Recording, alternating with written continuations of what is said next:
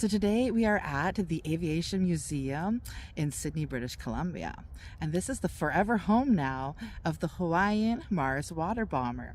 Now I did a video last year when I went paddling on Sprout Lake to go and check them out because I knew that would be the last time that I'd see them there. I already knew the Hawaiian Mars was going to be coming here. But seeing as I've come back to Vancouver Island, I've also found out some great news. Well, at least to me it is great news, that the Philippine Mars is still on Vancouver Island. It has made an attempt twice now to leave and hasn't succeeded. So in a couple days, we'll be going and checking that out too. But let's go check out this museum here. I think it's going to be fun.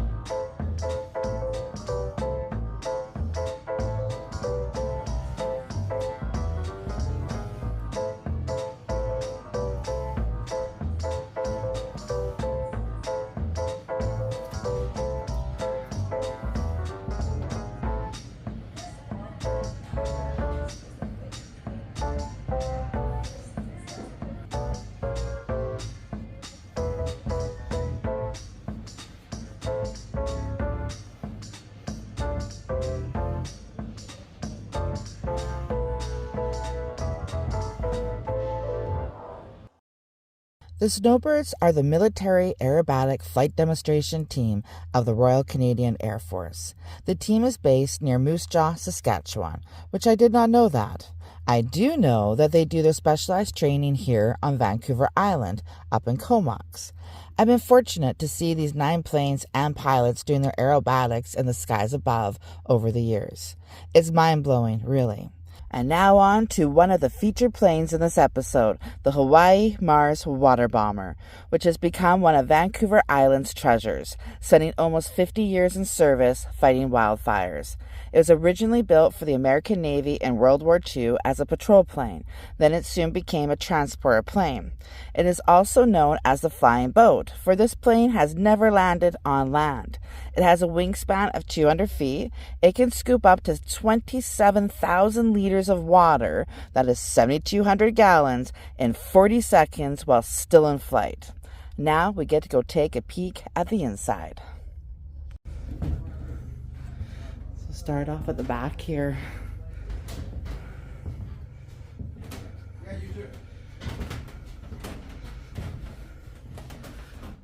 Can I go up in there? Yes.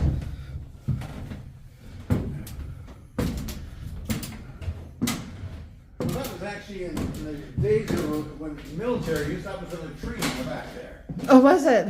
Yeah. And, Okay.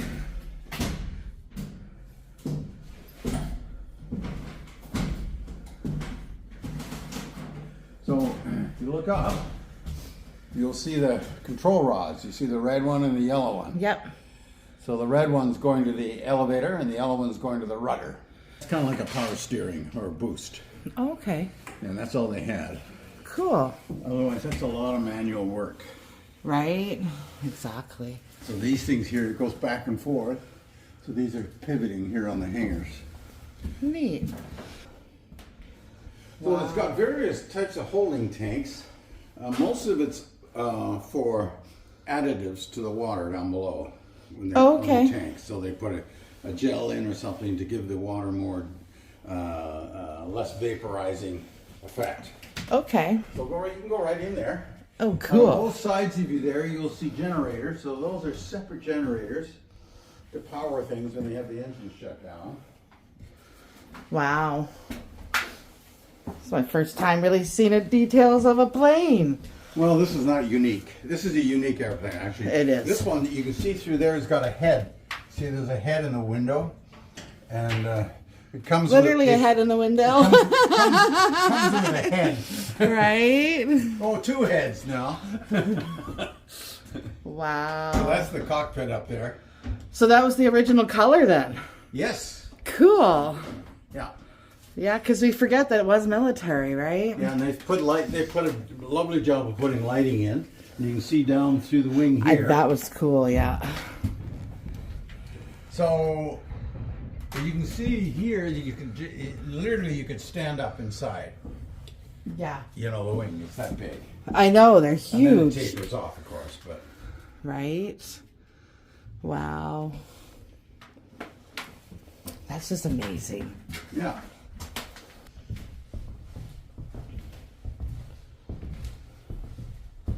So, but you know, it's got classic sort of boaty things. Like you open this up. Woo! So then this would come out and go in here. So then if you're tying something off, it would come through here and you wrap it around like so. So that'd be like a tie down like you'd have on a boat, right? Yeah. Yep. Cool. Yeah. Well, yeah, considering it lived on the water most of the time, right? Exactly. Eh? Here's that tank.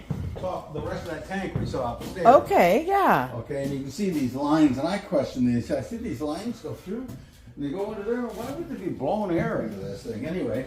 Right? That is still so neat, though. Holy. Hey Siri, flashlight. So here you look. Now you can see down in here. You can see the hydraulic mechanisms and everything to open the doors on this side. Oh, and then wow. the doors on that side. Okay.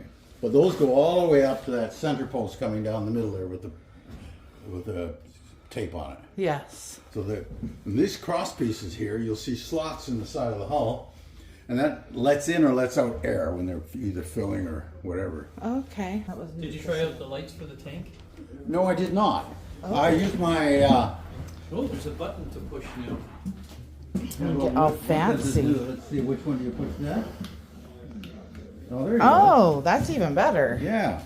So we're in the process of getting these stairs.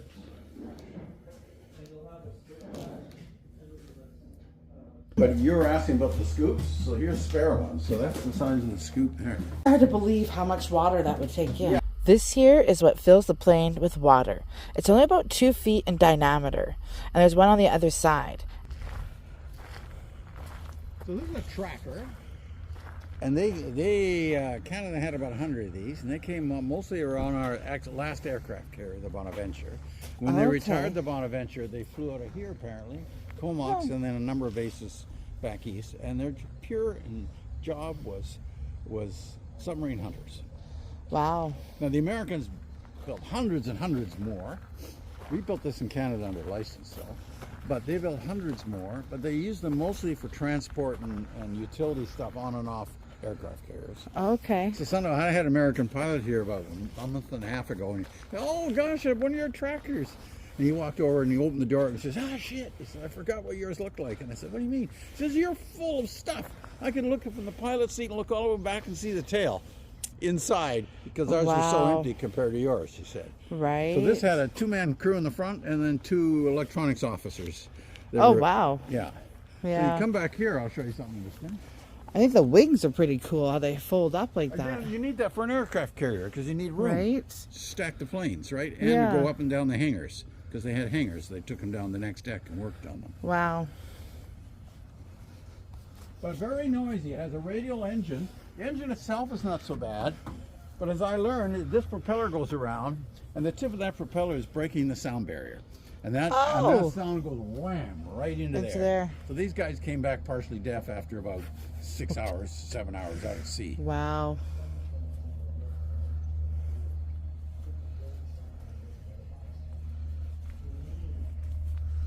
This is one of my favorite parts of the plane back here.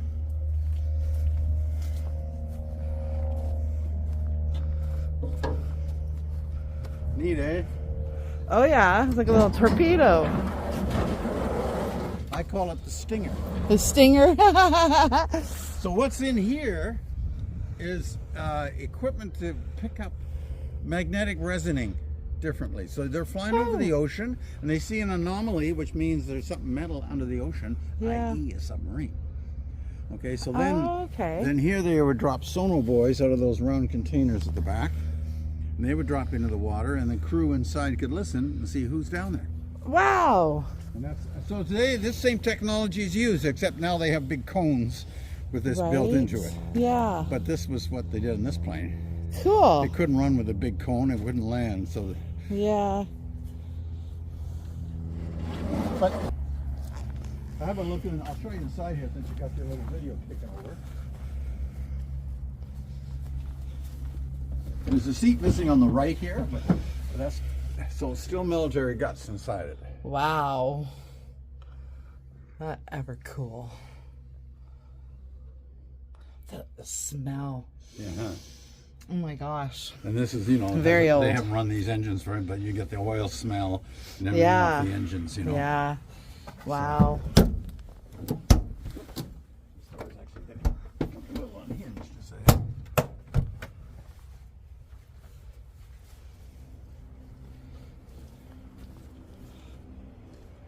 I'm very fond of this plane. Right. We restored this and we've flown it once to get it certified. It's only flown once. Wow. We take it out once a month and crank up the engine. That's all we do though. Don't fly it. Too much money, sure, to do that. Right. But it's fabric covered entirely. It was designed in the mid to late 30s in Canada, near down Nordstrom. So you can touch the side of it, you can see it's a little, it's like a drum. It's fabric.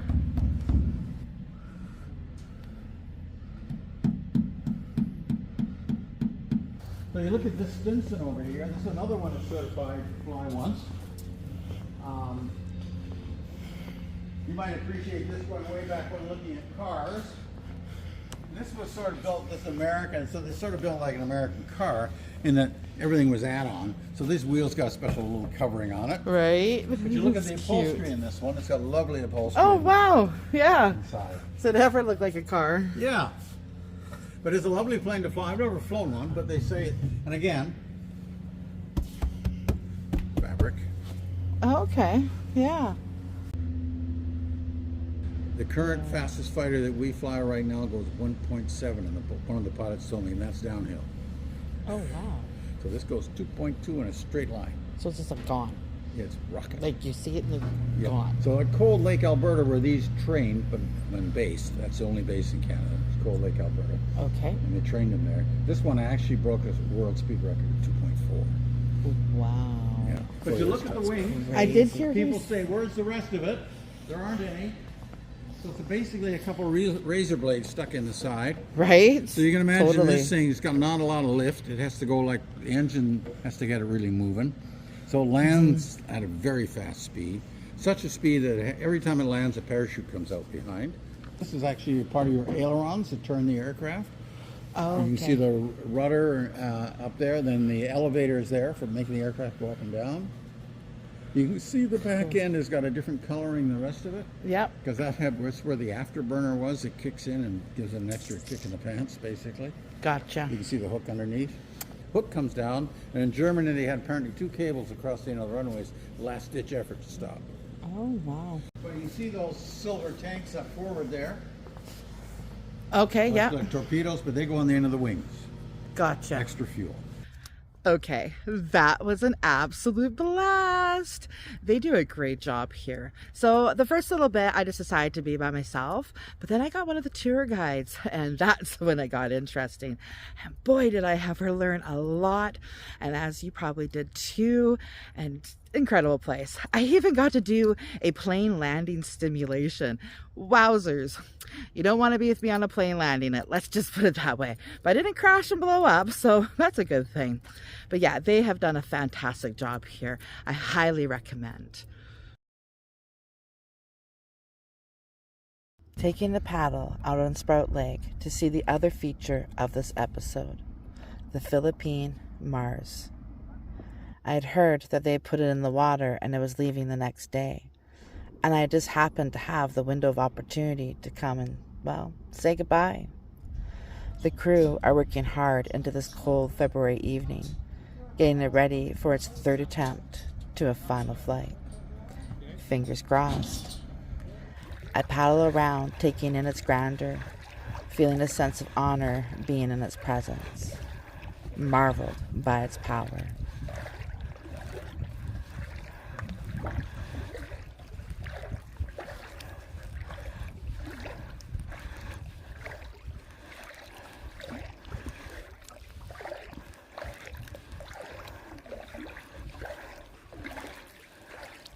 The next morning, a dozen or so of us dotted the shoreline, waiting patiently for it to take flight. Because of the cold snap, it has caused a delay. The old-timer is taking its time, waking up each engine. It'll taxi down to a long arm on the lake, where it'll start its takeoff. Hopefully, it'll do a flyover for us before it goes directly to San Francisco. And then the next day, it'll make its way to its final home in Tucson, Arizona, at the Pima Air and Space Museum. There's a few of us diehards out here. It is cold. I've been sitting here for about 2 hours, and it's just taxied over to the other side of the lake, and I think it's getting ready to take off in just a couple moments. Comes. I know it's really hard to see when it's already a dark plane and there's a dark background. It's right there in that cloud, very bottom, coming right towards us.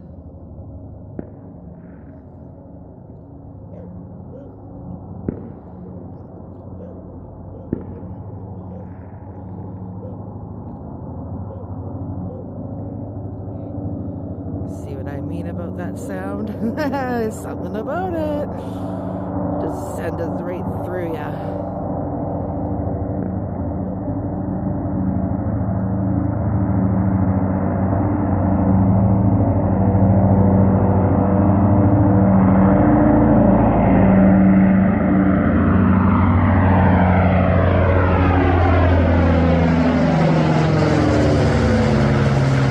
Goodbye, Philippines. Safe travels. I hope you enjoyed and maybe learned a little something. Until next time, bye-bye.